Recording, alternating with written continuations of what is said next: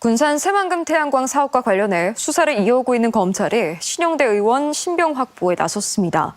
신 의원이 새만금 태양광 관련한 뇌물을 수수하고 총선 전 진행된 여론조사에 휴대폰 수백 대를 이용해 여론조작에 나섰다고 의심하는 건데요.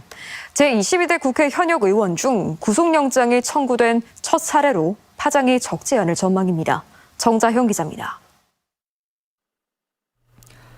태양광 사업비리 의혹을 수사 중인 검찰이 군산이 지역구인 신영대 민주당 의원에 대해 구속영장을 청구했습니다. 검찰은 신 의원이 태양광 사업 관련 1억 원의 뇌물을 수수하고 제22대 총선 과정에서 여론 조작에 관여한 것이 아닌지 살펴보고 있습니다. 팩트는 검찰은 이제 뇌물이랑 이걸로 청구했다. 검찰이 지목한 뇌물 제공자는 지난 4월 이미 구속된 군산 시민발전 주식회사의 대표 서모 씨입니다. 앞서 서 씨가 현역 국회의원에게 청탁성 보고를 했다라고 진술한 만큼 결국 군산이 지역구인 신 의원에게 돈이 흘러간 것 아니냐는 의심입니다. 영장에 청구된 또 다른 혐의는 여론조사 조작에 따른 공직선거법 위반.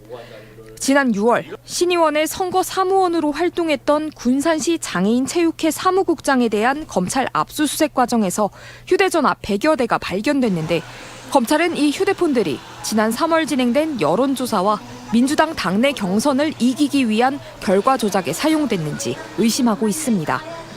당시 근소한 차이로 공천을 받아 끝내 당선에 이른 만큼 휴대폰을 이용한 여론조작이 영향을 끼쳤을 가능성을 보고 있는 겁니다. 이에 신 의원은 긴급 기자회견을 열고 검찰이 국면 전환용 표적 수사를 하고 있다며 영장에 청구된 혐의들은 사실이 아니라고 주장했습니다. 국면 전환용 표적 수사에 불과합니다.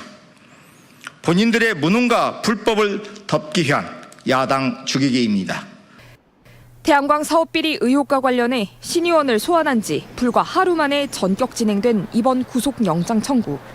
22대 국회 개원 이후 현역 의원에 대한 첫 신병 확보 시도입니다.